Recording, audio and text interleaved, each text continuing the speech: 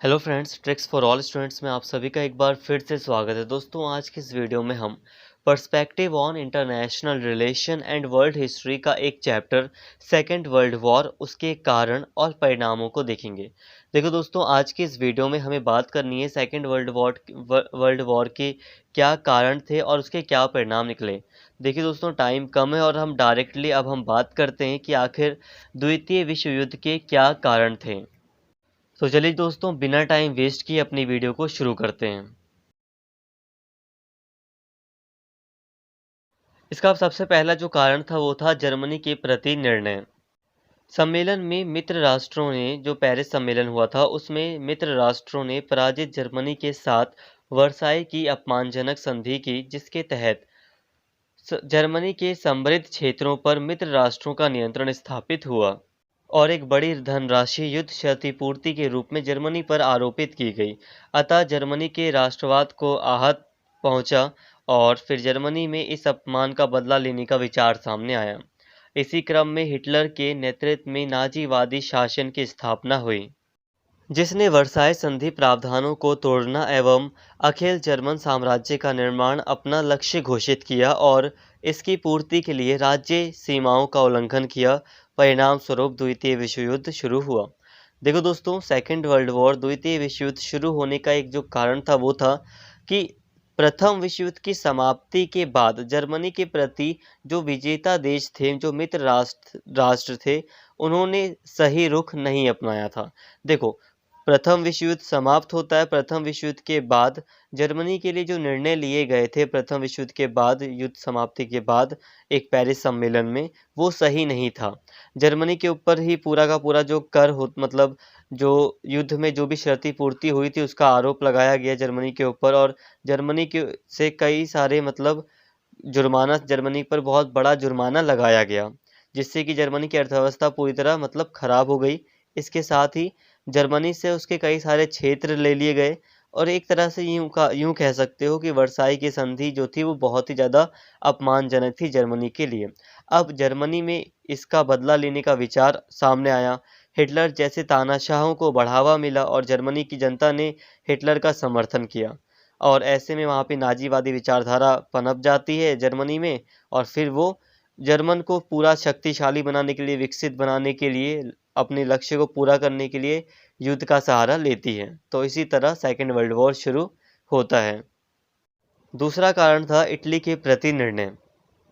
Paris शांति सम्मेलन में Italy जीत कर भी हार गया, क्योंकि लंदन की गुप्त संधि के तहत किए गए वादे के अनुरूप उसे फिउए नगर एवं अन्य क्षेत्र प्राप्त नहीं हुए।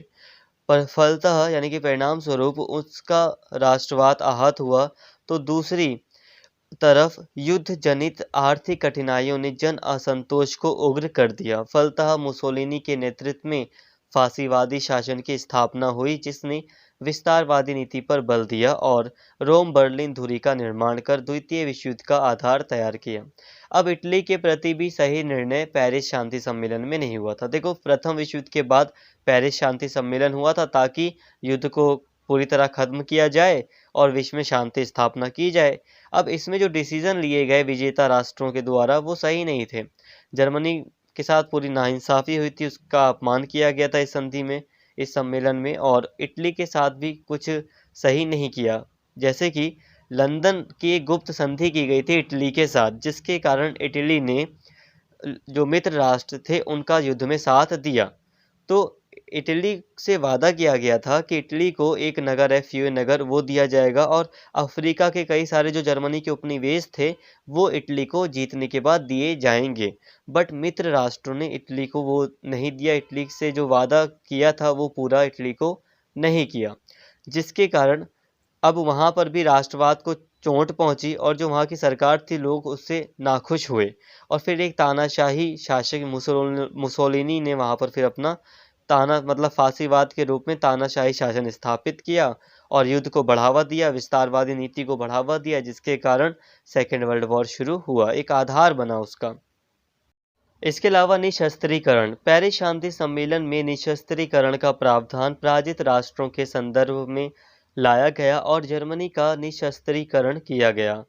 इस भेदभाव मूलक प्रावधान ने निशस्त्रीकरण की मूल भावना को ही निरर्थक बना दिया।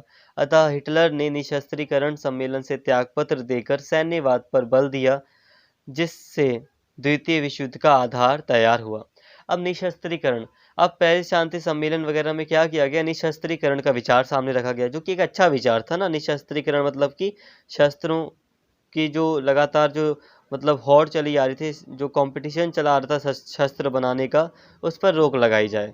बट इसमें क्या हुआ, निशस्त्रीकरण के जो प्रावधान किए गए थे वो सिर्फ हारे हुए देशों के लिए किए गए थे, स्पेशली जर्मनी के लिए।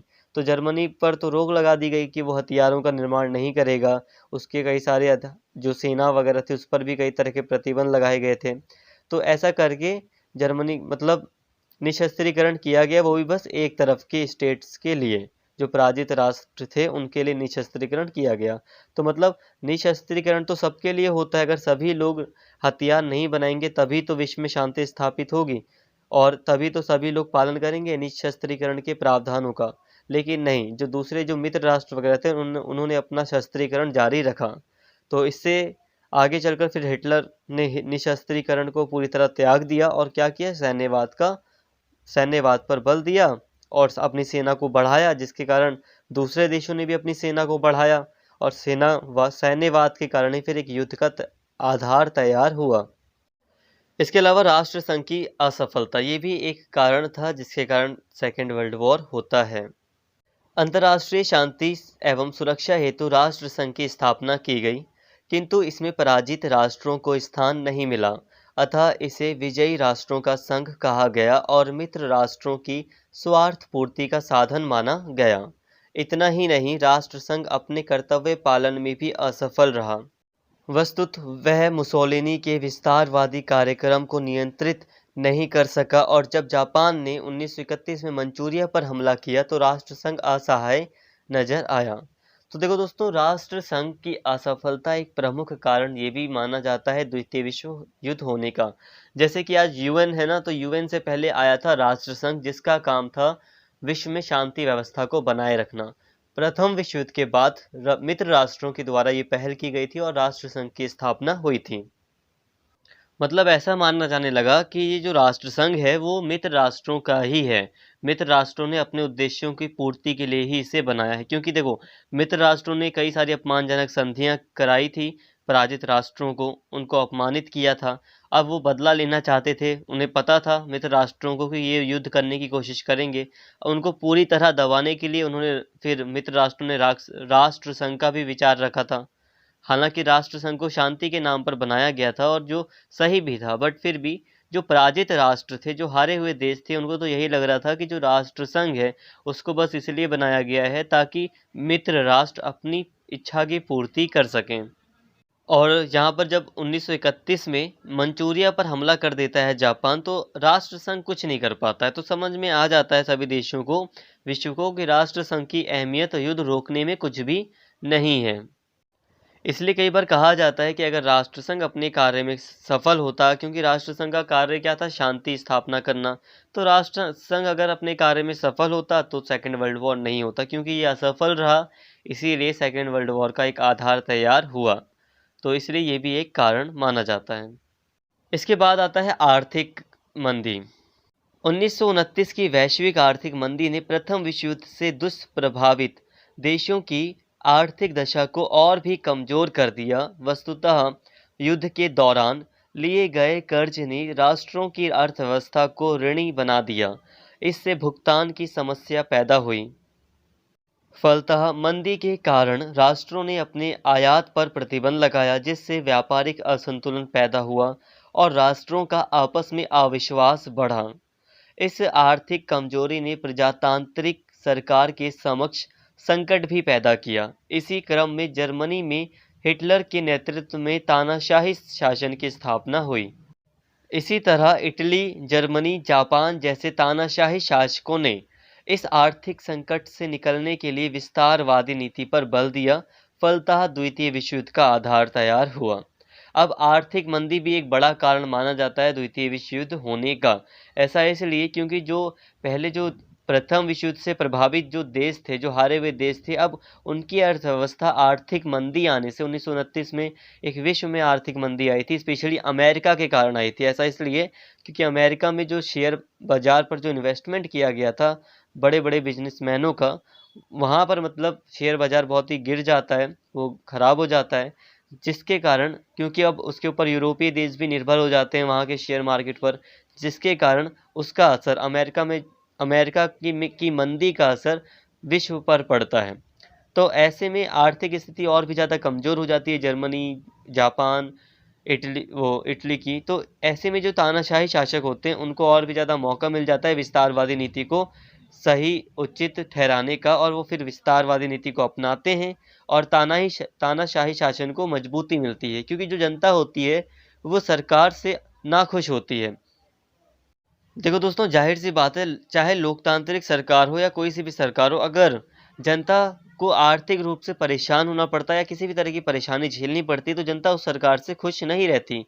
और लोकतांत्रिक सरकार से इसी कारण से जर्मनी, इटली की जनता खुश नहीं थी, क्योंकि आर्थिक रूप से बहुत ज़्यादा पैसे से संबंधित बहुत ज़्यादा समस्याएं वहाँ की जनता को फेस करनी पड़ रही थी। इन सभी कारणों के अलावा एक जो प्रमुख कारण माना जाता है वो है तुष्टीकरण की नीति। अब इसे समझ लेते हैं, ये काफ़ी बड़ा कारण है। ये जो अभी हमने कारण पढ़े ये सारे ही इम्पोर्टेंट कारण थे द्वितीय विश्व युद्ध होने के। बट अब तुष्टीकरण की नीति को थोड़ा सा समझते हैं। पश्चिमी शक्तियां साम्यवाद को अपना सबसे बड़ा शत्रु मानती थी, अतः उन्होंने सभी उपायों से साम्यवाद के समाप्ति पर बल दिया। इसी क्रम में साम्यवाद विरोधी देशों जैसे इटली, जर्मनी के प्रति ब्रिटेन ने तुष्टीकरण की नीति अपनाई। ब्रिटेन की नीति थी कि फासीवादी सरकारों को साम्यवादी सरकारों के विरुद्ध खड़ा करके स्वार्थ पूर्ति की जाए, अतः इटली, जर्मनी, जापान के सैन्यवाद तथा विस्तारवाद को नज़रअंदाज किया गया। इसी क्रम में 1931 में हिटलर की मांग को पूरा करने के लिए उससे म्यूनिख समझौता किया गया। ब्रिटिश प्रधानमंत्री चैम्बरलेन ने हिटलर की अवांछित मांग, सुडेटनलैंड क्षेत्र की मांग को स्वीकार कर लिया, जो चेकोस्लोवाकिया राज्य का अंग था। यह तुष्टीकरण की नीति की प्रकाष्ठा थी। वस्तुत एक स्वतंत्र राज्य का अंग भंग कर उसे हिटलर के हवाले करना तुष्टीकरण की नीति को प्रमाणित करता है। इससे हिटलर का मनोबल बढ़ा और उसने राज्यों की सीमाओं का उल्लंघन किया। तो फ्रेंड्स, तुष्टीकरण की नीति को अपनाया गया था, जिस कारण से सेकेंड वर्ल्ड वॉर का एक आधार तैयार हुआ। तो ये भी एक कारण था सेकेंड वर्ल्ड वॉर का, तुष्टीकरण की नीति। जो पश्चिमी देश थे, स्पेशली ब्रिटेन वगैरह की अगर हम बात करें, तो इन्होंने, कई देशों ने, इटली, जर्मनी, ये जो इनका बिहेवियर था इनको कंट्रोल करने का प्रयास नहीं किया। जैसे कि यहाँ पर फासीवादी और नाजीवादी विचारधाराएं पैदा हुई जो कि लोकतंत्र विरोधी थी। तो इस तरह जो ये मित्र राष्ट्र थे इनको यहाँ की तानाशाही सरकारें पसंद नहीं होनी चाहिए थी। बट क्योंकि ये दोनों ही सरकारें साम्यवाद का विरोध करती थी और जो मित्र राष्ट्र थे वो भी साम्यवाद के कड़े दुश्मन माने जाते थे। अंग्रेजों को, यानी कि जो ब्रिटेन था, जो अमेरिका था, इनको भी साम्यवादी विचारधारा बिल्कुल पसंद नहीं थी। तो इन्होंने, इसी कारण से इन्होंने जो जर्मनी और इटली की जो तानाशाही सरकारें थीं, इनके विस्तारवादी नीतियों पर या इनका जो बिहेवियर था, ये जो तानाशाही बिहेवियर को अपना रखे थे, इसका विरोध नहीं किया। उल्टा जर्मनी को, इटली को साम्यवादियों के खिलाफ खड़ा करने का प्रयास किया गया। तो यहाँ कहने का मतलब है कि अगर स्टार्टिंग में ही जर्मनी के बिहेवियर को, यानी कि जो हिटलर का जो तानाशाही बिहेवियर था, जैसे कि हिटलर विस्तारवादी नीति अपना रहा था, शुरुआत में ही अगर रोक लगा दी जाती तो इतना बड़ा युद्ध नहीं होता। ये कहने का मतलब ये है। लेकिन इस चीज़ को बढ़ावा दिया गया साम्यवाद के विरोध में। और जर्मनी की कई सारी मांगों को जब ब्रिटेन ने मान लिया, जैसे कि एक लैंड था चेकोस्लोवाकिया का, सुडेटन लैंड एक मतलब क्षेत्र है जिसको जर्मनी के हवाले कर दिया गया। तो ये साफ तौर पर दर्शा रहा था कि जो ब्रिटेन था, जो कि दुश्मन था जर्मनी का, वो जर्मनी को खुश करना चाह रहा था। जर्मनी के प्रति तुष्टीकरण की नीति इसलिए अपनाई गई क्योंकि ब्रिटेन के व्यापारिक हित वहां मौजूद थे। वस्तुत ब्रिटिश उत्पादों की मांग जर्मनी में ज़्यादा थी, इसलिए ब्रिटेन जर्मनी के आर्थिक पुनर्निर्माण पर बल दे रहा था, तो साथ ही वहां साम्यवादी प्रसार न हो सके, इसलिए वह हिटलर के विस्तारवादी प्रयासों का समर्थन भी कर रहा था। इसी क्रम में ब्रिटेन ने जर्मनी से नौ सैनिक समझौता भी किया। तो ब्रिटेन का जर्मनी के पास आना ये एक तुष्टीकरण की नीति को ही दर्शाता है। तुष्टीकरण क्या था यहाँ पर? यहाँ पर तुष्टीकरण का मतलब था कि ब्रिटेन वैसे तो जर्मनी का दुश्मन था, क्योंकि भाई प्रथम विश्व युद्ध में तो दोनों आमने सामने ही लड़े थे, और वैसे भी स्वाभाविक रूप से कोई मित्रता दोनों देशों में नहीं थी। बट ब्रिटेन के कुछ आर्थिक हित जुड़े हुए थे जर्मनी के साथ, इसलिए उसने हिटलर की जो विस्तारवादी नीति थी उसको नज़रअंदाज किया, बल्कि उसका समर्थन किया। क्यों किया? साम्यवाद का विरोध कर रहा था हिटलर, इसलिए उसने हिटलर का ब्रिटेन ने समर्थन किया, जो कि सही नहीं था। इटली के प्रति तुष्टीकरण की नीति इसलिए अपनाई गई क्योंकि ब्रिटेन के हित भूमध्य सागर में मौजूद थे, और वह नहीं चाहता था कि शत्रु के रूप में इटली भूमध्य सागरीय क्षेत्र पर मौजूद रहे। मुसोलिनी ने जब इथियोपिया पर नियंत्रण किया तो ब्रिटेन ने उसे नज़रअंदाज किया, शस्त्रीकरण एवं विस्तारवाद को नज़रअंदाज करता रहा, जो अंततः द्वितीय विश्व युद्ध का कारण बना। अब इटली के प्रति भी ब्रिटेन ने तुष्टीकरण की नीति अपनाई, क्योंकि वो नहीं चाहता था कि इटली से दुश्मनी ली जाए। क्यों?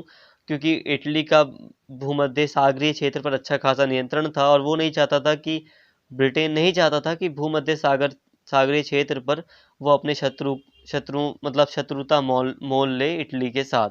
और उसने इटली ने जब विस्तारवादी नीति को अपनाया, सैन्यवाद को बढ़ावा दिया, शस्त्रीकरण को बढ़ावा दिया, तो ब्रिटेन ने इसका नज़रअंदाज किया। इस तरह ब्रिटेन जैसे मित्र राष्ट्रों की तुष्टीकरण की नीति द्वितीय विश्व युद्ध का कारण बनी। वस्तुतः ब्रिटेन और फ्रांस युद्ध से बचने के लिए फासीवादी शक्तियों को अन्यायपूर्ण मांगों को पूरा करके अपमानित होते रहे। इसी क्रम में हिटलर की विस्तारवादी इच्छा बढ़ती गई। अंततः जब उसने रूस से अनाक्रमण संधि कर पोलैंड पर हमला किया, तब ब्रिटेन और फ्रांस ने हिटलर का विरोध किया। इसी क्रम में द्वितीय विश्व युद्ध शुरू हुआ। इसी संदर्भ में यह कहा गया कि मित्र राष्ट्रों ने युद्ध की जगह अपमान को चुना, किंतु वे युद्ध से भी नहीं बच सके। अर्थात पूंजीवादी ब्रिटेन और फ्रांस आरंभ में मुसोलिनी और हिटलर के विस्तार को रोकने का प्रयास करते तो युद्ध का सामना करना पड़ता। इससे बचने और स्वार्थ पूर्ति हेतु तुष्टीकरण की नीति के तहत हिटलर की अपमानजनक मांगों को भी अस्वीकार किया गया, किंतु हिटलर के विस्तारवाद को रोकने के क्रम में वे द्वितीय विश्व युद्ध से भी नहीं बच सके। तो देखो दोस्तों, तुष्टीकरण की नीति अपनाई गई थी। यहाँ पर साफ कहा जा रहा है कि ब्रिटेन हो गया, फ्रांस हो गया। वैसे तो फ्रांस तो बिल्कुल ही नहीं चाहता था कि जर्मनी, क्योंकि बगल में ही था, फ्रांस के बॉर्डर के बगल में ही था, तो जर्मनी तरक्की करे या जर्मनी विस्तार करे, तो फ्रांस तो अगेंस्ट था ही। बट फिर भी ब्रिटेन और फ्रांस ने कई सारे चीज़ों को नज़रअंदाज किया। दोनों ने सोचा कि अगर हम कुछ करेंगे तो हमें युद्ध करना पड़ेगा।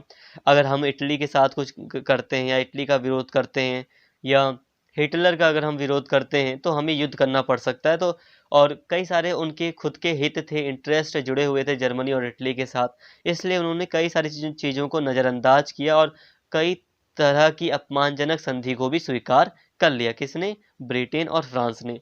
अब ऐसे में जो जर्मनी था, जो इटली था, उसकी महत्वाकांक्षा बढ़ती गई। अब उनको लगा कि हम ही जो हैं, हम ही सब कुछ हैं। और ब्रिटेन जो सोच रहा था कि हम हिटलर को साम्यवाद के खिलाफ खड़ा कर रहे हैं, बहुत अच्छा काम कर रहे हैं हम, और हिटलर जो है वो साम्यवाद को पूरी तरह खत्म करेगा। खत्म का मतलब है कि जो पूर्वी यूरोप है, वहाँ पे कौन था? रूस था, यूएसएसआर था, तो वहाँ पर साम्यवाद था, और यहाँ पर जर्मनी ही था, साइड में जर्मनी है, ठीक है। तो जर्मनी काफ़ी अच्छे से काउंटर कर सकता था साम्यवाद को, और साम्यवाद के दुश्मनी थे जो मित्र राष्ट्र थे, वो पूरी तरह साम्यवाद का विरोध करते थे। तो उन्हें लग रहा था कि हम हिटलर को साम्यवाद के विरुद्ध खड़ा कर रहे हैं, तो ये ठीक है।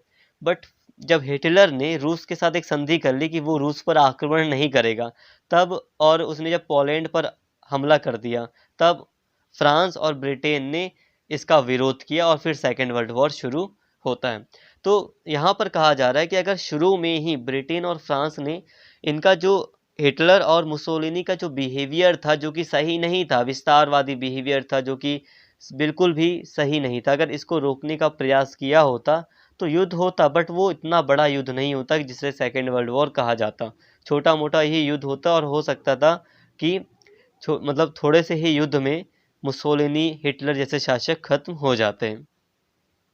तो इस तरह तुष्टीकरण की नीति का अपनाया जाना भी एक बड़ा कारण माना जाता है द्वितीय विश्व युद्ध होने का। तो दोस्तों, यहाँ तक हमने बात कर ली कि आखिर द्वितीय विश्व युद्ध होने के क्या कारण थे। अब कारण है तो उसके परिणाम भी कुछ निकले होंगे, तो अब हम बात करते हैं द्वितीय विश्व युद्ध के परिणामों की।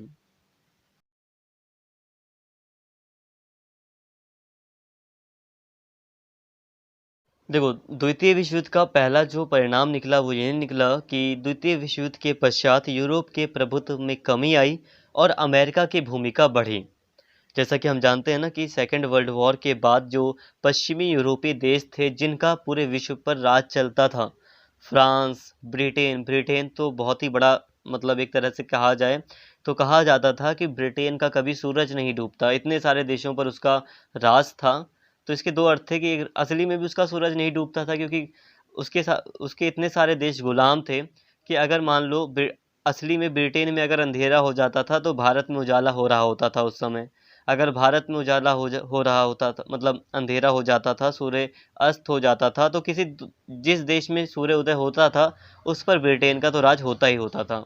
मतलब ब्रिटेन का साम्राज्य इतना बड़ा था कि किसी न किसी पार्ट में उसके सूरज जो था उसका वो उदय रहता ही था। मतलब काफ़ी शक्तिशाली माना जाता था।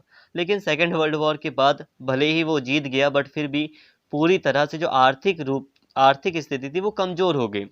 पूरी जो महाशक्तियाँ थी वो ख़त्म हो गई थी। फ्रांस जैसी शक्ति, ब्रिटेन जैसी शक्ति बहुत कमज़ोर हो चुकी थी। अब जो अमेरिका था वो अब अमेरिका काफ़ी शक्तिशाली हो गया था। अपने आप ही वो शक्तिशाली इसलिए हो गया क्योंकि पहली बात, ये जो महाशक्तियाँ थी ये कमज़ोर हो चुकी थी, और दूसरी बात, अमेरिका को युद्ध में बहुत ही कम नुकसान हुआ था। और अमेरिका ने धीरे धीरे ही करके कई सालों में अपने आप को मजबूत भी बना लिया था। तो अमेरिका की अब भूमिका बढ़ गई विश्व में। द्वितीय विश्व युद्ध के पश्चात साम्राज्यों के विघटन की प्रक्रिया आरंभ हुई, अर्थात उपनिवेशवाद को चोट पहुंची। वस्तुत यूरोपीय राज्य आर्थिक दृष्टि से कमजोर हुए, तो दूसरी तरफ स्वतंत्रता आंदोलन तीव्र हुआ। अतः यूरोपीय राज्यों को अपनी नीतियों में परिवर्तन करना पड़ा। इसी क्रम में भारत, बर्मा यानी कि म्यांमार, मिस्र, श्रीलंका आदि देश इंग्लैंड के नियंत्रण से मुक्त हुए, तो साथ ही हॉलैंड के उपनिवेश जावा, सुमात्रा स्वतंत्र हुए। ये इंडोनेशिया के रूप में संगठित हुए। इतना ही नहीं, इटली, जापान, जर्मनी के साम्राज्य भी ध्वस्त हुए।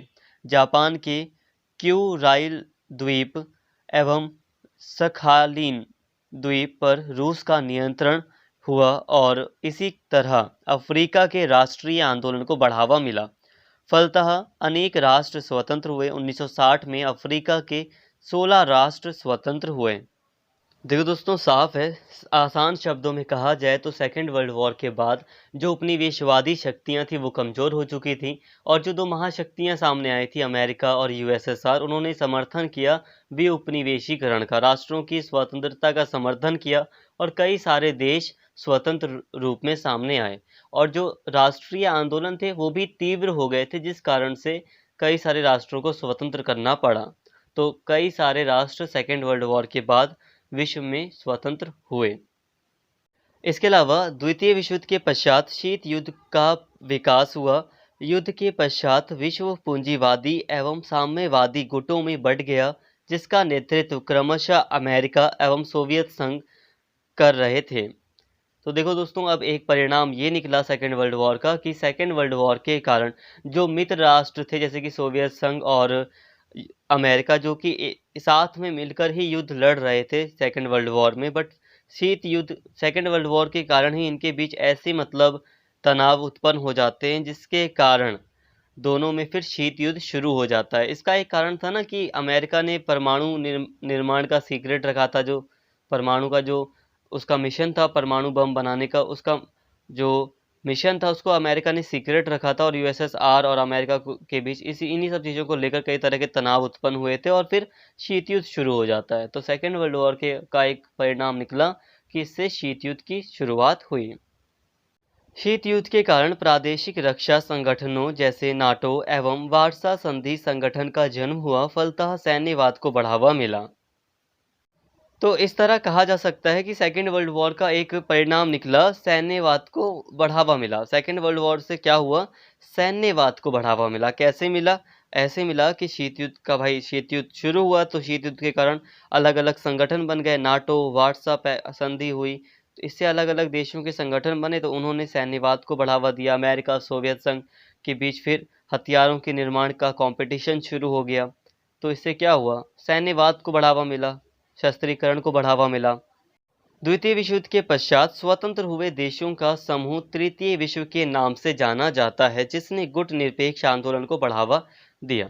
अब द्वितीय विश्व युद्ध का ही एक परिणाम ये निकला कि गुट निरपेक्ष आंदोलन शुरू हुआ, क्योंकि अब दो गुटों में विश्व बढ़ गया सेकेंड वर्ल्ड वॉर के बाद, जिसके बाद तृतीय विश्व सामने आया, जिसे हम कह सकते हैं जो स्वतंत्र राष्ट्र नए नए आए थे, विकासशील देश जो सामने, वो तृतीय विश्व के नाम से जाने गए। इसके अलावा द्वितीय विश्व युद्ध के पश्चात अंतर्राष्ट्रीय शांति एवं सुरक्षा के लिए 1945 में संयुक्त राष्ट्र संघ का गठन हुआ। अब एक बड़ा जो परिणाम निकला द्वितीय विश्व युद्ध के बाद वो ये निकला कि विश्व में शांति स्थापना के लिए जो राष्ट्र संघ था उसको हटा दिया गया और एक मजबूत संगठन बनाने के लिए संयुक्त राष्ट्र संघ की स्थापना की गई, एक मजबूत संगठन के तौर पर विश्व में शांति स्थापना के लिए, ताकि ऐसा कोई दूसरा वर्ल्ड वॉर ना हो, मतलब कोई तीसरा वर्ल्ड वॉर ना हो, ऐसा सुनिश्चित करने के लिए संयुक्त राष्ट्र संघ की स्थापना की गई। तो फ्रेंड्स, ये सभी प्रभाव विश्व पर पड़े थे, विश्व पर ये सभी परिणाम देखने को मिले द्वितीय विश्व युद्ध के। बहुत ही जल्दी हमने यहाँ पर सभी चीज़ों को कवर कर लिया, बहुत ही कम टाइम में हमने अच्छे से समझ लिया कि आखिर द्वितीय विश्व युद्ध के क्या कारण थे और उसके क्या परिणाम निकले। परिणाम का मतलब होता है क्या प्रभाव पड़ा या क्या रिजल्ट आया। तो इन सभी चीज़ों को हमने काफ़ी अच्छे से देख लिया। यहाँ फ्रेंड्स एक बात का ध्यान रखना, जितने भी आपके चैप्टर्स हैं ना, वो सभी चैप्टर्स आपके सिलेबस के एक दूसरे से कनेक्टेड हैं। तो सभी चैप्टर्स को आप ध्यान से समझें और एक दूसरे से कनेक्ट करके रखें। जब आप पेपर में एग्ज़ाम लिखेंगे तो आप ध्यान देना, सभी जो भी अलग अलग आपने चैप्टर पढ़ा है, चाहे प्रथम विश्व युद्ध को पढ़ा हो, सेकंड विश्व युद्ध को पढ़ा हो, तो दोनों ही एक दूसरे से कनेक्टेड हैं थोड़ा थोड़ा, तो वो सब आप मिक्स करके थोड़ा सा लिखेंगे, ठीक है। और हम आज की इस वीडियो को यहीं पर स्टॉप करते हैं दोस्तों। अगर आपको वीडियो अच्छी लगी हो तो प्लीज़ चैनल को सब्सक्राइब कर लेना और इस वीडियो को ज़्यादा से ज़्यादा शेयर करना और लाइक करना। थैंक यू, और कमेंट करके अपना फीडबैक ज़रूर देना।